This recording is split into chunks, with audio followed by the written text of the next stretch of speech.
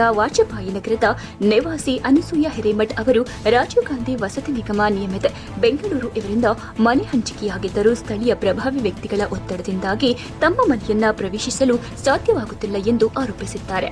ಅನಸೂಯ ಅವರಿಗೆ ರಾಜೀವ್ ಗಾಂಧಿ ವಸತಿ ನಿಗಮವು 107ನೇ ಸಂಖ್ಯೆಯ ಮನೆಯನ್ನ ಹಂಚಿಕೆ ಮಾಡಿತ್ತು. ತಮ್ಮ ಹೆಸರಿನಲ್ಲಿ ಹಕ್ಕುಪತ್ರ ಇದೆ ಎಂದು ಅವರು ತಿಳಿಸಿದ್ದಾರೆ. ಆದರೆ ಈ ಮನೆಯ ಹಕ್ಕುಪತ್ರವನ್ನ ಸ್ಥಳೀಯ ಶಾಸಕ ಅರವಿಂದ್ ಬೆಲ್ಲದ ಅವರ ಕಾರ್ಯಕರ್ತ ಎಂದು ಹೇಳಿಕೊಳ್ಳುವ ಚಂದ್ರಯ್ಯ ಸಂಧಿಮಠ ಎಂಬಾತನೇ ತನ್ನ ಬಳಿಯೇ ಇಟ್ಟುಕೊಂಡು ಅವರಿಗೆ ತೋರಿಸದೆ ಮನೆಯೊಳಗೆ ಬೇರೊಂದು ಗುಂಪನ್ನ ಸೇರಿಸಿದ್ದಾನೆ ಎಂದು ಅನಸೂಯ ಆರೋಪಿಸಿದ್ದಾರೆ. ನನ್ನ ಹೆಸರಿನಲ್ಲಿ ಅಧಿಕೃತ ಹಕ್ಕುಪತ್ರವಿದೆ, ಆದರೂ ನನ್ನ ಸ್ವಂತ ಮನೆಯಲ್ಲಿ ವಾಸಿಸಲು ನನಗೆ ಅವಕಾಶವಿಲ್ಲ. ಚಂದ್ರಯ್ಯ ಸಂಧಿಮಠ ಮತ್ತು ಅವನ ಗುಂಪು ನನ್ನನ್ನ ಬೆದರಿಸುತ್ತಿದೆ.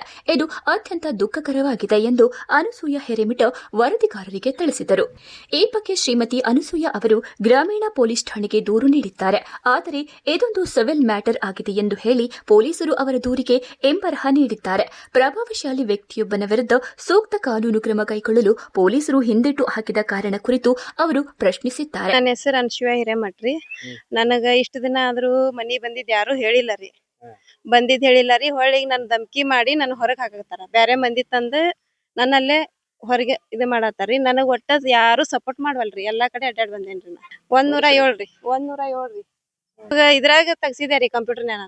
ಕಂಪ್ಯೂಟರ್ನ ತಗಸಿ ನೋಡ್ದಾಗ್ರಿ ನಾವ್ ಹೊಳ್ಳಿ ಅರ್ಜಿ ಹಾಕಕ್ ಹೋದಾಗ್ನು ನಿಮ್ ಮನಿ ಬಂದೈತಮ್ಮ, ನಿಮ್ ಮನಿ ಸಿಗಂಗಿಲ್ಲ ಅಂತ ಹೇಳಿದ್ರಿ.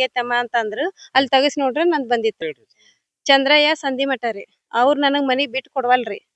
ನನಗ ಬೇಕು, ನಾ ಅವ್ರಿಗೆ ಹೇಳಿ ಸರ್ ಹೇಳಿ ಹಾಕಿಸ್ಕೊಂಡನಿ, ನಮಗ್ ಬೇಕು ಬಿಟ್ಟು ಕೊಡ ಅಂತ ಹೇಳ್ರಿ. ಈಗ ಹೊಳ್ಯಾಡಕತ್ತಾರ, ನನಗ್ ಹೊಳ್ಯಾಡ್ಸತ್ತಾರ.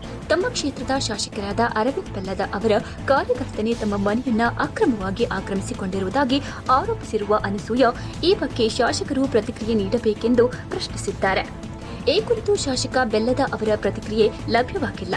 ಆದರೆ ಸರ್ಕಾರದಿಂದ ಬಡವರಿಗೆ ಹಂಚಿಕೆಯಾಗುವ ಮನೆಯೊಂದನ್ನು ಆಕ್ರಮಣದಿಂದ ರಕ್ಷಿಸುತ್ತಿದ್ದರೆ ಈ ರೀತಿಯ ಪ್ರಭಾವಿ ಸ್ಥಾನಮಾನದ ಅರ್ಥವೇನು ಎಂದು ಅವರು ಕಟುವಾಗಿ ಪ್ರಶ್ನಿಸಿದ್ದಾರೆ.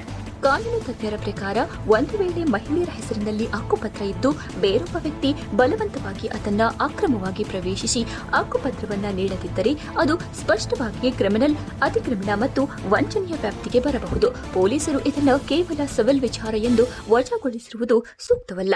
ಈ ತರಹದ ಅನೇಕ ಪ್ರಕರಣಗಳ ಬಗ್ಗೆ ಹಲವು ದೂರುಗಳು ಎದ್ದರೂ ಕೂಡ ಸ್ಥಳೀಯ ಶಾಸಕರು ಈವರೆಗೆ ಮೌನ ವಹಿಸಿದ್ದಾದರೂ ಏಕೆ? ಹಕ್ಕುಪತ್ರಗಳನ್ನು ನೇರವಾಗಿ ಫಲಾನುಭವಿಗಳಿಗೆ ನೀಡುವುದನ್ನು ಬಿಟ್ಟು ಈ ರೀತಿ ಚಂದ್ರಯ್ಯ ಸಂಧಿಮಠನಂತಹ ಮಧ್ಯವರ್ತಿಗಳಿಗೆ ನೀಡಿರುವುದು ಎಷ್ಟರ ಮಟ್ಟಿಗೆ ಸರಿ ಎಂದು ಶ್ರೀಮತಿ ಅನಸೂಯ ಪ್ರಶ್ನಿಸಿದ್ದಾರೆ. ಶಾಸಕರು ಹಾಗೂ ಪೊಲೀಸ್ ಇಲಾಖೆ ಅನಸೂಯ ಅವರಿಗೆ ಆಗಿರುವ ಅನ್ಯಾಯದ ಬಗ್ಗೆ ಕ್ರಮ ವಹಿಸುತ್ತಾರಾ ಅಥವಾ ವರಿಷ್ಠ ಅಧಿಕಾರಿಗಳು ಚಾಟಿ ಬೀಸುವವರೆಗೆ ತೆಪ್ಪಗೆ ಇರ್ತಾರಾ? ಕಾದು ನೋಡಬೇಕಾಗಿದೆ.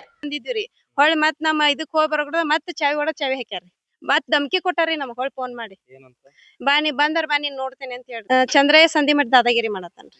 ಹೆಂಗ್ ಬಂದ್ ಮಾಡ್ತೀವಿ ಇರನಿ ಇಲ್ಲಿ, ನಾನ್ ನೋಡ್ತೇನೆ ಅಂತ ಹೇಳ್ತಾರ್ರಿ. ನನಗ್ ತಂದ್ರಿನೂ ಕೊಡತಾರಿ, ಹೊಳ್ ನನ್ಗೆ ಹೆದರಿಕಿನೂ ಹಾಕಾಕತ್ತಾರ.